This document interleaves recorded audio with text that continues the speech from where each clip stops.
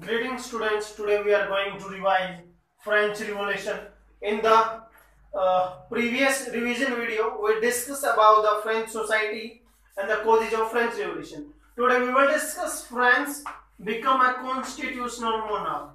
Constitutional monarch का मतलब है king will be there, but the king will be controlled by the assembly. यानी एक assembly होगी जिसको जो राजा को कंट्रोल करेगी.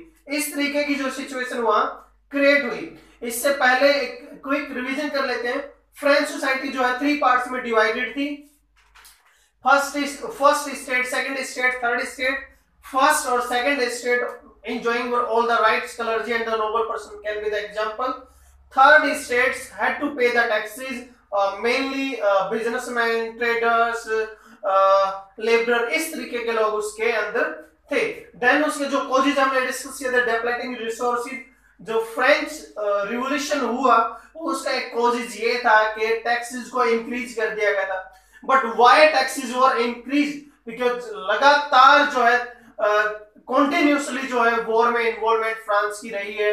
अमेरिकन जो कॉलोनीज थी which was controlled by the Britain, उनको रिमूव करवाने के लिए फ्रांस ने जो है लड़ाइयां लड़ी और उसके लिए उन्होंने डेब्ट भी लिया, कर्ज भी लिया. अब उसकी अमाउंट जो बढ़ती जा रही थी उसको रिमूव करने के लिए, उसको पे करने के लिए थर्ड स्टेट्स के ऊपर और ज्यादा टैक्सेस लगाने का जो है प्लान किंग ने बना लिया था. उसके बाद सर्वाइवल जो है करना काफी मुश्किल हो गया था क्योंकि पॉपुलेशन कंटिन्यूअसली इंक्रीज हो रही थी, रिसोर्सेज उतने नहीं थे.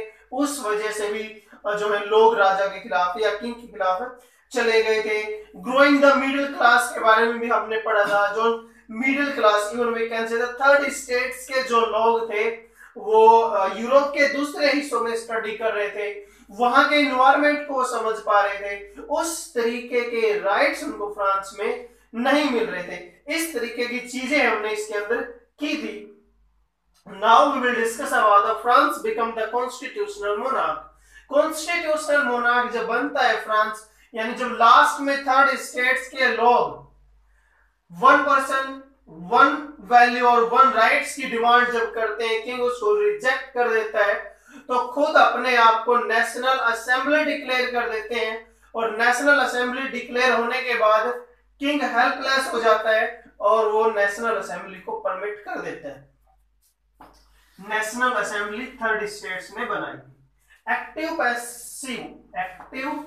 And passive citizen. Active citizen क्या था और पैसिव सिटीजन क्या था? एक्टिव सिटीजन वो थे जिनको राइट टू वोट मिला हुआ था. राइट टू वोट किसको मिला हुआ था? मिनिमम एज तो उनकी 25 होनी चाहिए. उसके बाद ना तो इनके अंदर वुमेन होगी और ना ही पुअर पीपल होंगे. और पुअर पीपल मतलब वो व्यक्ति जो लगभग 3 दिन की मजदूरी के बराबर टैक्स ना पे करता हो, उसको भी राइट टू वोट नहीं मिलेगा. तो एक छोटा सा चीज तो ये लेके मान सकते हैं कि सोसाइटी में कुछ तो इंप्रूवमेंट हुआ, लेकिन एक बड़ा सा फैक्ट ये भी है कि कुछ ही लोगों को राइट टू वोट अभी मिला था. और वी कैन से दैट के 15 to 16% होगा मैक्सिमम. उसके बाद है बिगेन. जो कॉन्स्टिट्यूशन है वो कैसे स्टार्ट हो रहा है? जैसे इंडिया का तो प्रिम्बल के साथ स्टार्ट होता है, उसी तरीके से declaration of the rights of man and the citizen, यानी जो फ्रांस का कॉन्स्टिट्यूशन है वो डिक्लेयर करता है मैन और वहां के सिटीजन, उनके राइट्स क्या हैं. फिर उसके अंदर जो सिटीजन थे, नेचुरल राइट्स इसके अंदर क्या थे? नेचुरल राइट्स के अंदर जो है राइट टू स्पीच इसमें दिया गया था, राइट टू सिटीजनशिप इसके अंदर दी गई थी. यानी जो राइट्स बाय बर्थ दिए जाएंगे वो नेचुरल राइट्स इसके अंदर थे. Policies monarchy and become a republic. France ने मोनार्की को अबॉलिश कर दिया और एक रिपब्लिक कैसे बना? उसके कुछ कॉजेज हैं. पॉलिटिकल कॉजेज हैं, इकोनॉमिक कॉजेज हैं और immediate causes also. The clubs also can be the reason. Political causes क्या है? नेशनल असेंबली एक्सेप्ट करने के बाद किंग प्लानिंग बनाने लगा जो नेबरिंग कंट्रीज हैं उनके साथ मिलके फ्रांस के लोगों के ऊपर ही अटैक किया जाए और कंप्लीट रूप से जो है मोनार्की वहां जो है इस्टेब्लिश की जाए. तो किंग के ऐसा करने से पहले किंग ऑस्ट्रिया और पर्सिया की हेल्प लेना चाहता था. उसकी हेल्प लेने से पहले ही नेशनल असेंबली ने एक लॉ या एक बिल पास कर दिया जिसके बिहाफ पे फ्रांस की आर्मी ने ही उनके ऊपर अटैक कर दिया। और पैट्रियोटिक सॉन्ग्स का इसके अंदर क्या रोल ये रहा कि लोगों को मोटिवेट किया गया कि तुम्हें अपने नेशन के लिए लड़ना है। और मासाइक सॉन्ग भी है जो बाद में नेशनल एंथम बना है फ्रांस का। तो उससे चीजों में क्या हुआ, जब ये चीजें बढ़ गई तो इकोनॉमिक रीजन निकल कर सामने आए, क्योंकि जो मेल थे यानी मैन थे वो तो वॉर में इन्वॉल्व थे। घर का काम कौन करेगा, पैसा कहां से आएगा, उसके लिए वुमेन्स को फैमिली की देखभाल करनी पड़ी, उनको जॉब करनी पड़ी। अब प्रॉब्लम क्या थी, देश के लिए लड़ने वाले सभी हैं, वुमेन्स भी मेंस भी। और बात अगर हम यहां करें तो ये मेनली वो लोग थे जो एक्टिव सिटीजन नहीं थे, पैसिव सिटीजन थे। क्योंकि हमने पढ़ा था कि एक्टिव और पैसिव सिटीजन क्या थे। एक्टिव सिटीजन वो थे जिनको राइट टू वोट मिला हुआ था, अभी देश के लिए लड़ तो रहे हैं लेकिन राइट टू वोट उनको नहीं मिला हुआ। इसीलिए दोबारा से जो है क्या हो गया, राजा को बिल्कुल वहां से हटाने के लिए लोगों ने काम करना स्टार्ट कर दिया। Is there emergence of club. Emergence of club में क्या था, पॉलिटिकल क्लब बनने स्टार्ट हो गए। पॉलिटिकल क्लब्स बनने के बाद मेनली थर्ड स्टेट्स के लोग थे। थर्ड स्टेट तो मेनली ऑलमोस्ट खत्म हो चुका था, लेकिन फिर भी वो लोग जो एक्टिव सिटीजन नहीं थे उन लोगों के ये क्लब्स बने थे। रोबेस्पियर उनमें से एक था। जोकोबिन क्लब्स के अंदर मेनली स्टूडेंट्स और वुमेन्स थे। ये सारे के सारे लोग डिबेट करते थे किस चीज के बारे में कि इक्वलिटी नहीं है सोसाइटी में, किंग के ऊपर कंट्रोल जरूर हुआ है लेकिन राइट टू वोट या इक्वल राइट सभी को नहीं मिले हैं अभी तक।